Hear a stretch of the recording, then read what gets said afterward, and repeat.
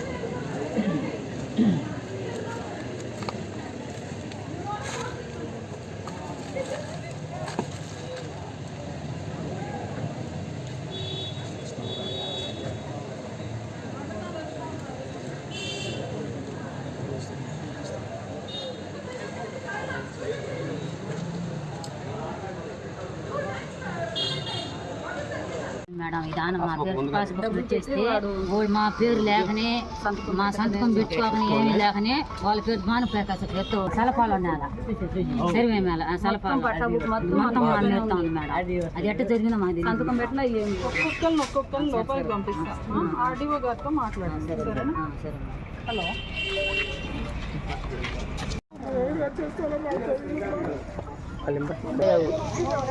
చూసుకొని వచ్చినారు. అది అడగపోతే అందరికి ఎవరు కొట్టాడు వస్తున్నారు. వాళ్ళు వాళ్ళ దగ్గర డబ్బులు తీసుకొని టైటిల్ లేవు అన్నాడు. అడుగు అడగలేదు, ఎత్తేసిపోయాను నేను. మేము అర్జీలన్నీ ఇచ్చినాము, ఎత్తేసాము. అవి ఒక్క నిమిషం ఉండండి అమ్మ, ఆర్డీఓ గారు వస్తున్నారు, వాళ్ళకి చెప్తాము, వాళ్ళు చేస్తారు. సరేనా? ఆర్డీఓ గడుకొని చేశాడు, కలెక్టర్ చేశాడు. ఎవరన్నా డబ్బులు తీసుకున్నారా? మన కాడ తీసుకొని వాళ్ళ కాడ తీసుకొని చేసి మమ్మల్ని ఇప్పుడు మమ్మల్ని నాశనం చేస్తున్నది.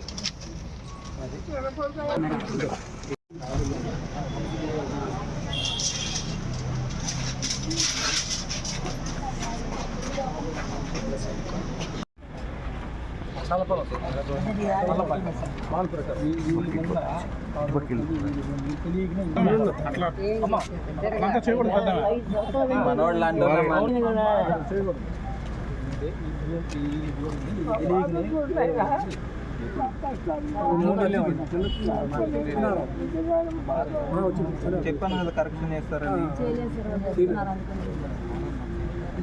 చల్లపాలెంకి మాత్రం ఉన్నారు.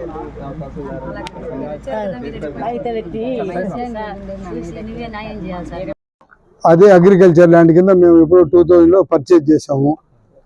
దాన్ని ఇప్పుడు అగ్రికల్చర్ నుంచి నాన్ అగ్రికల్ కన్వర్ట్ చేసుకోవాలని మేము ఇక్కడ సబ్మిట్ చేసాం. 1,60,000-70,000 ఎంత కట్టే వాళ్ళు చేస్తాం అట్టా ఇట్టా అంటే హార్డ్ కాపీ సబ్మిట్ చేస్తాం. మామూలుగా 21 days కదా అయిపోతుందని మేము కాపీ ఇచ్చేసి వెళ్ళిపోయాం. రిజెక్ట్ అయింది. మళ్ళీ సబ్మిట్ చేయమన్నారు. మళ్ళా నేను సబ్మిట్ చేశాను, మళ్ళా వచ్చి కలిశాను, అయిపోతుంది పోండి అన్నారు. మళ్ళా కాలేదు. మళ్ళా నేను ముక్కుని రెండోసారి చేసేటప్పుడు సాయిబాబా నాకు సాయం చేయండి, నేను షిర్డీకి పోయి ముక్కుని వచ్చాను. ఆ విషయం కూడా వీళ్ళు చెప్పాను, సాయిబాబా చేస్తాడని కొంచెం వ్యంగ్యంగా మాట్లాడినారు. సరే మళ్ళా మూడోసారి సబ్మిట్ చేశాను. చేస్తే అదే వాళ్ళు కలవండి వీళ్ళు కలవాలంటే ఆ సర్వేరు కలవాలమన్నారు. సర్వేయర్ గారు 30,000 డిమాండ్ చేశారు. 30,000 నేను ఇచ్చుకోవాలన్నా 15,000 ఇస్తానని నేను లేదు 25,000 ఇచ్చేయండి అన్నారు. సరేలే నేను నా వల్ల కష్టములు చేస్తాను, నేను ఇంకో 2 పూటలు అయితే ఒక పూట మిగలు పెట్టుకోవాలా, నీకు ఇచ్చే 25,000 కని నాకు ఇచ్చేది ఇష్టం లేకుండా నా ఆత్మసాక్షి ఒప్పుకోలేకుండా నేను ఏసీబీ వాళ్ళతో కలిసి చేశాను. దీంట్లో నాకు ఎంప్లాయ్మెంట్ అండ్ ట్రైనింగ్లో protocol officer and training officer and protocol duty చేసి రిటైర్డ్ అయ్యి ఇప్పుడు నాకు 71 years ఏజ్. నా తప్పేదైనా ఉంటే క్షమించండి. ఫిబ్రవరిలో 20వ తారీఖు అప్లై చేశాను సార్. నేను సార్ కలిశాను సార్. సర్వేయర్ పేరు పురుషోత్తం గారు.